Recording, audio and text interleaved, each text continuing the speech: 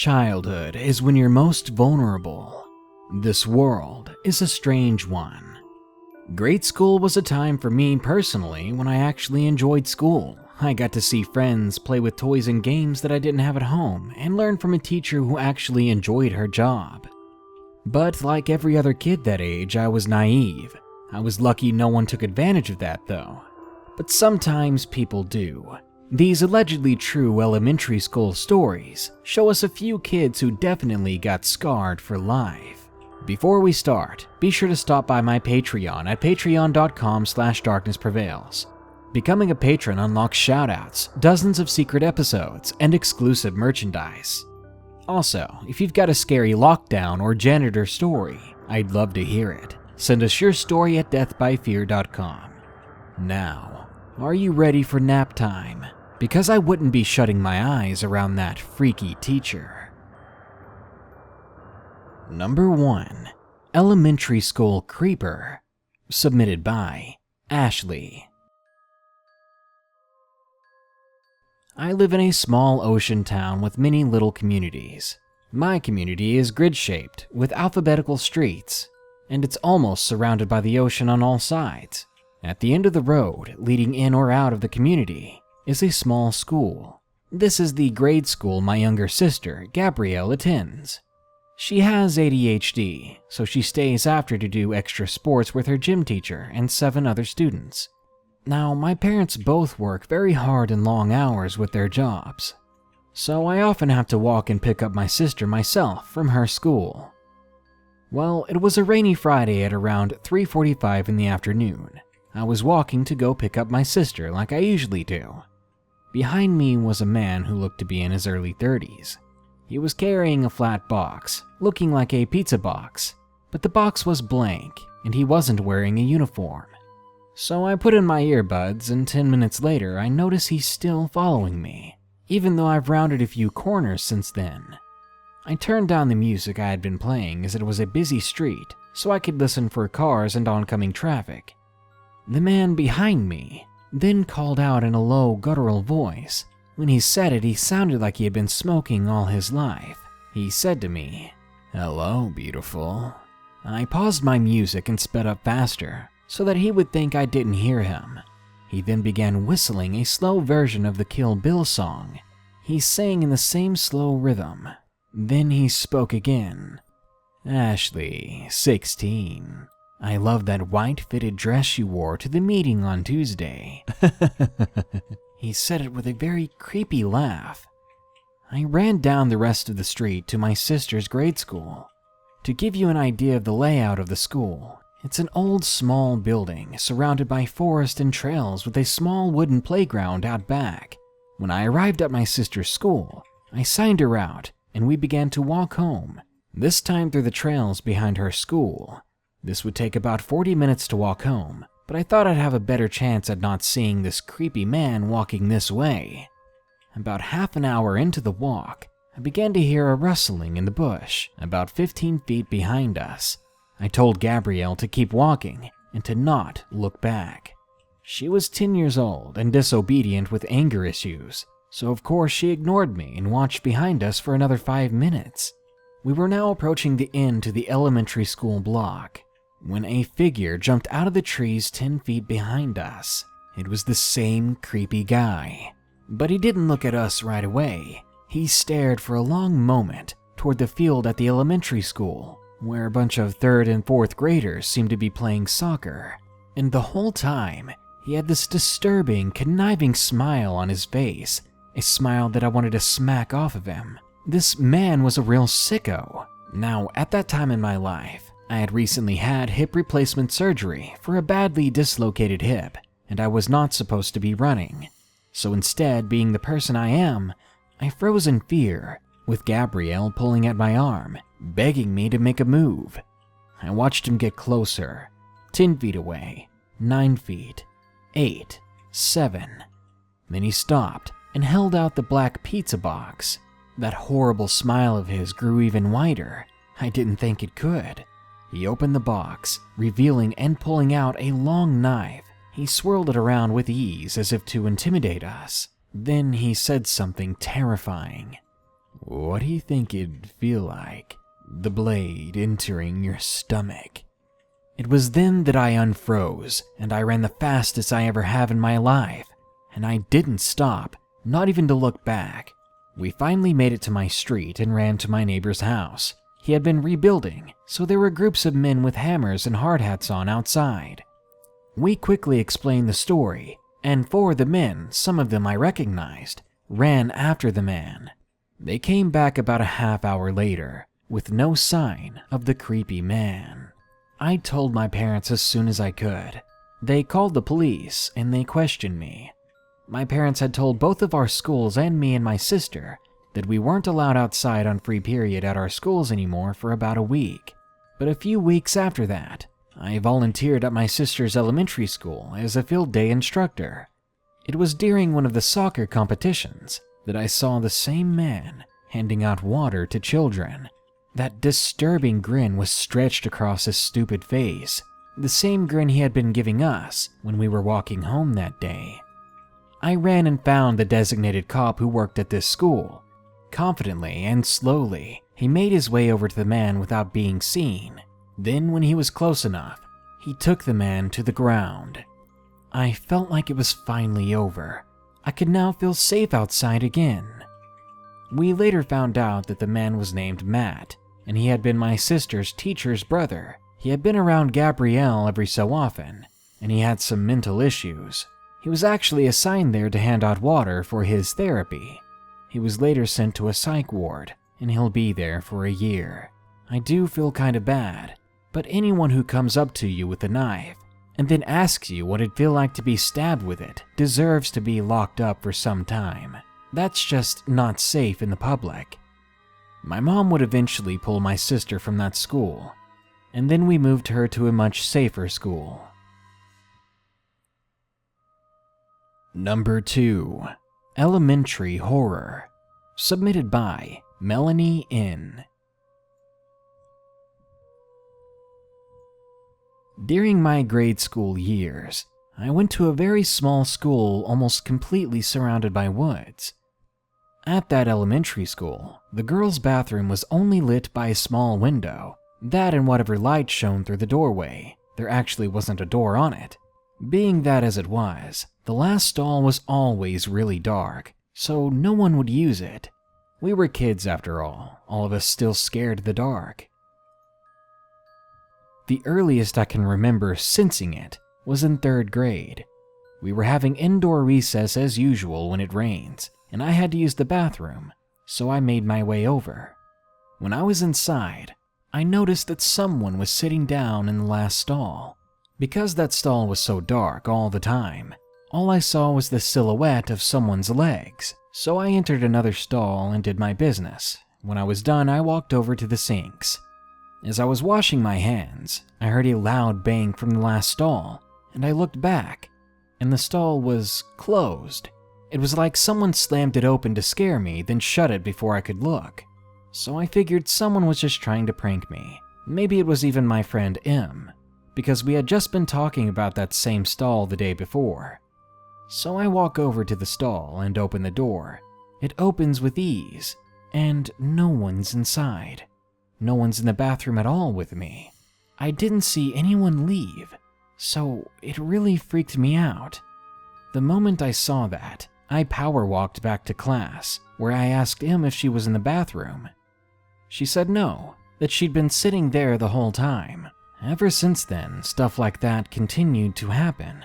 It seemed like every time I was in that bathroom alone, the stall door would move on its own, and you would have this unexplainable feeling of dread the whole time you were in there. I asked the other girls in my class. Like I said, it was a small school, so there were only about 15 other girls in the whole 3rd grade. But apparently they said that nothing had happened to them, that it was just some lame story the girls talk about to scare each other. I couldn't have been the only one, right? Maybe I was just paranoid. The next year, in 4th grade, things only got worse. While washing my hands once, all of the stall doors shut at the same time, hard, and though I just used the bathroom, I almost peed. When I looked back into the mirror, I swear I saw the silhouette of a girl standing behind me near one of the stalls. But when I turned around, there would be no one there. I honestly felt like I was losing my mind. I quickly grew tired of it, so I started to walk to the B Wing bathroom, the one that was meant for visitors and teachers. Wing A was for the students. I got in trouble a few times, and finally they told me that if I went into the B Wing bathroom again, I would get a note home. I was one of the good kids, so getting a note home really scared me. So I would just wait to use the bathroom until I got home. The next year after that, one day in the 5th grade, M dared me to drink 3 cartons of milk, so I did. And soon I had to use the bathroom, of course. So I walked with M because I'm afraid of being in there alone still. She knows this, so while I'm in the stall doing my business, she just leaves. She thought it was funny. I tried to open the stall, and it feels as if someone is pushing on it to keep it closed. At that point, I didn't know that M had left, so I said, "Ha ha, very funny, quit trying to scare me." I looked under the stall though, and when I did, I saw no one there, even as I continued to push, feeling the weight of someone or something on the other side. There was nothing there and I couldn't get out. Immediately, I crawled out from the side of the stall and ran to the lunchroom. I'm not really sure what's happening or what's caused it. I have heard a rumor that a girl a long time ago had slit her wrists in that last stall, and something tells me that that's true. I only had a few more months at that school, so I stopped using it altogether. I wouldn't even walk by it for the remainder of my time there. The school shut down in 2015, but now it's being turned into a museum for the local history, and I can only wonder, what kind of hauntings and sightings will the people have there? Rest assured, I will not be stopping by that museum, ever. Number 3. My Perverted Sex Ed Teacher. Submitted by Autumn. I thought I lived in a quiet, normal town, but something took place during my 4th grade year. Now at that point in my life, we were learning about our bodies and how we made children. You know, the birds and the bees, sex education. Usually how it works is the girls are put into one room and the boys were put in another. However, my school decided to do it differently that year. They made everyone stay in the same room. I know, it's weird, right? It was odd that we had to be with the boys during this time, as they would see our body parts and vice versa. I didn't really care at the time though. I mean, I was a kid. I really just wanted to get it over with. Who really cared anyway, right?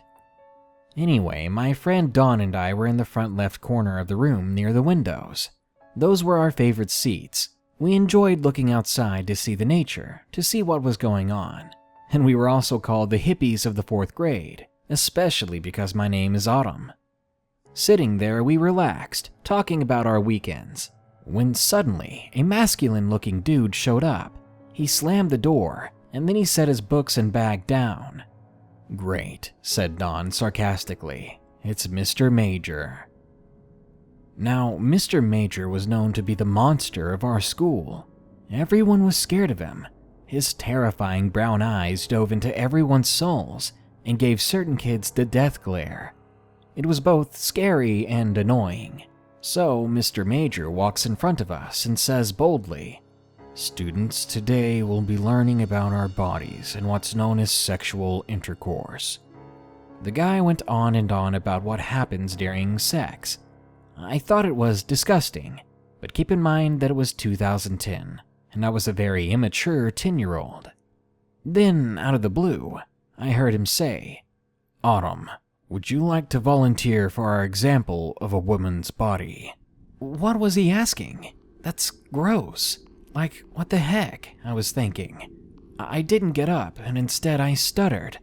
For goodness sakes, he grumbled, "just get up here." I trembled and stared at Dawn. She was staring back in worry and fear. I slowly walked over next to Mr. Major, and I stood in front of the class, shaking with anxiety. Mr. Major grabbed me and positioned me to face him. I mean, it was elementary school. What did he think he was doing? "Now, kids, let's learn about the parts of the body. Autumn, do you know what a man's genital area is called?" I shook my head. I didn't pay attention. Why would I even answer that like this? "Well, do you know what it looks like?" he said very suspiciously. Again, I shook my head, expecting the very worst. I thought, dude, if I don't know what it is, how would I know what it looked like? But the next part is very bizarre and graphic. What he said is unforgettable to a child. "Would you like to see it?" He said it so calmly, as if he was trying to be seductive. He was staring down at me into my soul with his glare at that point. I felt like I had no other choice than to comply. I nodded, but I didn't mean it. He smirked and nodded too. He pet my head and pointed at his crotch. He said it was there.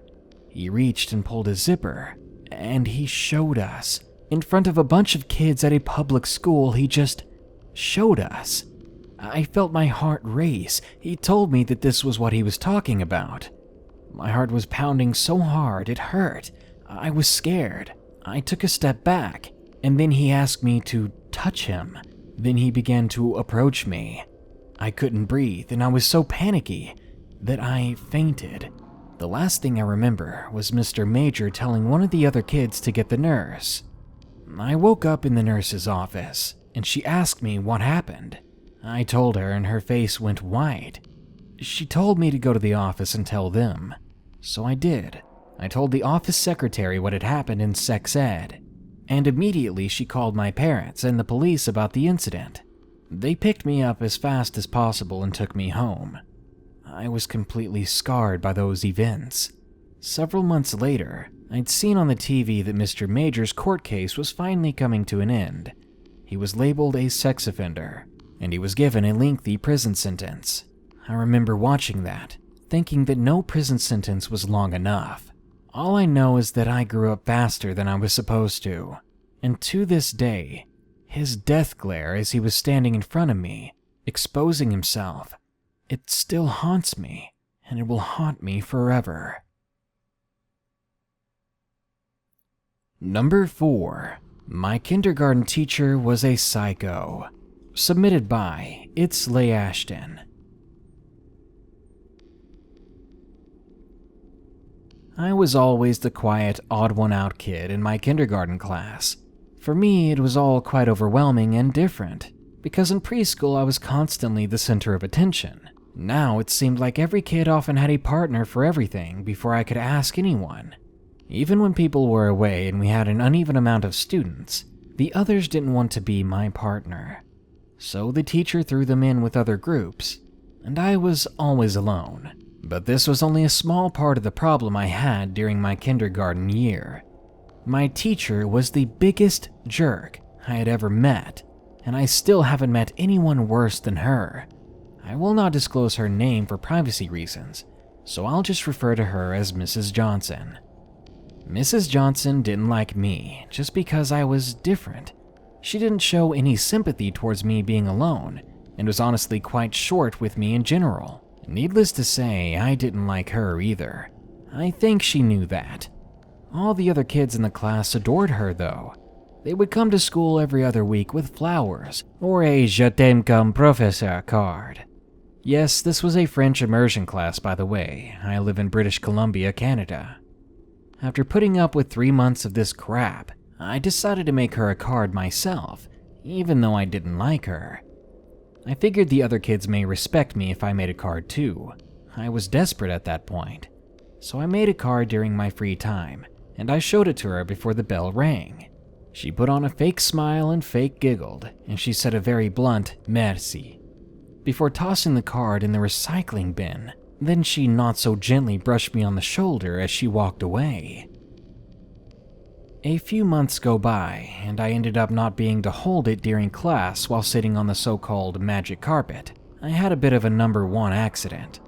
I would have loved some support, or someone to kindly walk me down to the office to call home for a new pair of shorts. But what does Mrs. Johnson do? She scolds me in front of the whole class for peeing myself, telling me to get the heck off the rug right now. Once I got up, she pointed at me and told the kids to look at me as I had peed myself. She was trying to turn them against me, as if I was some sort of lesser creature. I don't think I've ever been so humiliated. About a few weeks after that, I lost my tooth during class, and I told her. She said, "I don't really care. Go to the office or something and get something to put it in. I don't care what you do, just do it, and leave me alone already, please." So I did. The last event occurred to me about a little over a month before school would let out for the year, and this is by far the worst and most harsh of all the events. She was having a bad day. Yeah, I know, shocker, seems like every day was a bad day for her. Anyway, she was assigning us some group work that involved cutting. I was alone again as per usual, and right as I was about to start my individual project, she shouted my name as loud as she possibly could. I was so startled and surprised that I got goosebumps. In fact, it was so loud that I wouldn't be surprised that her throat was sore after calling my name. Then she freaking tosses a pair of scissors at me, followed by a stapler which lands on my big toe. Then she says, "Bring that damn stapler to the office right now." I wanted to tell her just what I thought of all the abuse she was putting me through during the year, but then she interrupts me before I can do anything, and she says, "Now, right now, or you'll get a trailer." Trailers were basically detention passes for my elementary school. Anyway, I do what she says, but I fake limp out of the class just to annoy her, and she opens that ugly trap of hers once again. "Get the hell to the office right now." I run out of the class, heart pounding, holding back tears, and I do as she says. I wanted so badly to tell the principal at this point, but I think she wouldn't believe me, so I didn't. Nothing else terrible occurred that year. She worked there the following year as well, but luckily she wasn't my teacher, as she was still the teacher for the kindergartners. No, the teacher I had for that year is still, to this day, probably one of the nicest teachers I've ever had. Anyway, the year ends. I received news that Mrs. Johnson got a job somewhere else and would not be returning for the following year. I saw it as an opportunity, and I finally told my mom the whole story about everything that had happened in kindergarten. I told her the day that everyone got let out for summer break. But my mom was furious. Believe it or not, she wasn't mad at me for not telling the principal. She wanted to tell the principal herself, but the principal had left the school too, and a new one was coming in, so there wasn't much she could do. Well, later on, sometime in August of the same year, I was at the beach with my mother and sister. I wanted to go play on the playground, which was about a minute walk from where we were sitting, so my mom told me to be back in 5 minutes. As I was walking over there, I spotted Mrs. Johnson sitting in a lawn chair, beckoning me to come over. She said a brief, "Well, hello, Ashton. How are things?" I didn't know why she was being so nice at the moment, but maybe she knew that I had told my mom. Anyway, I continue on my way to the playground for a few minutes to play. After finishing our quick conversation, then I head back to my mom. I tell her that Mrs. Johnson was there on a lawn chair. She gets up with me and my sister, and I lead her to where Mrs. Johnson was. Mrs. Johnson notices my mom and very quickly grabs her towel, her lawn chair, and umbrella, then basically makes a run for it. She manages to get in her vehicle and drive away. She basically got off scot-free. To this day, I still regret not telling the principal. She was a very nice principal, and she really liked having me as a student. Thinking about it now, if I had told her, I think she would have believed me. Even if she hadn't, I could have told my mom, and she could have spoke on my behalf. I was and still am a very honest kid, so my mom or anyone who knows me well enough would never think I'm telling a fib. But to Mrs. Johnson, the teacher that never let me feel what a relaxing kindergarten year feels like, and instead gave me hell, let's never meet again. And number 5, My Elementary Creeper. Submitted by Lucas. I live in a town in Pennsylvania, and I was 10 years old when this happened. I used to go to an elementary school. I had a load of friends at that age, but not many lived near me though. My friend Jason was the only one who walked home with me, because he only lived down the road. Well, one day Jason got sick with a cold, so he wasn't at my school, and I ended up having to walk home alone. Just thinking about going home alone got me really nervous. If only I knew how worse it could get. So I was walking home that day. It's about a 13.5-minute walk altogether, so it's a bit of a tire. But I've been doing this for some time now, so I was kind of used to it. I was walking down the street that I hadn't taken before, because I thought maybe it'd be faster than the usual. It turned out to be a dead end, so I turned to go back to the original street, and when I turned around, I suddenly heard a voice of a very old man. "Hey kid, you wanna ride home?" I was weirded out. I was told to never talk to strangers, like most people. So I ignored him and continued on my way home. But he pulled his old blue car up next to me. He waved at me with this creepy smile on his face. And again, I said no and kept walking. I turned a corner getting closer to home, and as soon as I did, I began to run. Not sprint, more of a speed walk. But he pulled up in his car and kept pace with me, saying, "Kid, don't run from strangers. It's not polite. You don't want to make me mad, do you?" I was starting to cry. I knew about stranger danger, and everything this man was doing was sending red flags up. "Oh, don't cry. I'm just trying to make friends. Good friends," he said, in a slow, pedophile-like way.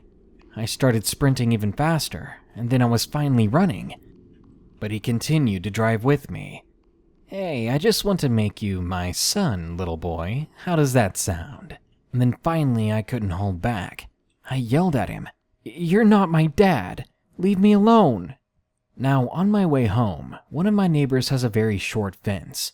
And the moment I came up on it, I knew I had the opportunity, that I had to take it. So at the very last second, so that this man didn't have as much time to react, I turned and jumped over my neighbor's fence. I ran inside my neighbor's house. Luckily, he didn't lock the door. As soon as he saw me crying and pointing outside to the man in the blue car, he called the cops.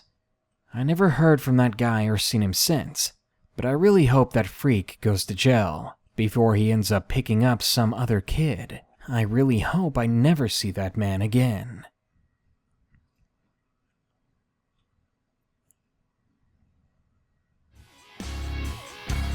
It can take up to 25 years to fully mature. Your brain is a complex thing, something that needs care, needs the patience of decades to reach adulthood. During that time, we can be ignorant and naive. We can make bad decisions and not even know it until later. For those people out there who think it's okay to toy with, to abuse, to harass those who aren't even complete human beings yet, well, you're truly scum. Good night. Be sure to like, share, comment, and subscribe if you enjoyed the video. And don't forget to send us your lockdown or janitor scary story soon at deathbyfear.com. And last but not least, a huge thank you goes out to our newest patron supporters, Casey Ludwig and B. Thanks, guys. You're really helping this channel survive.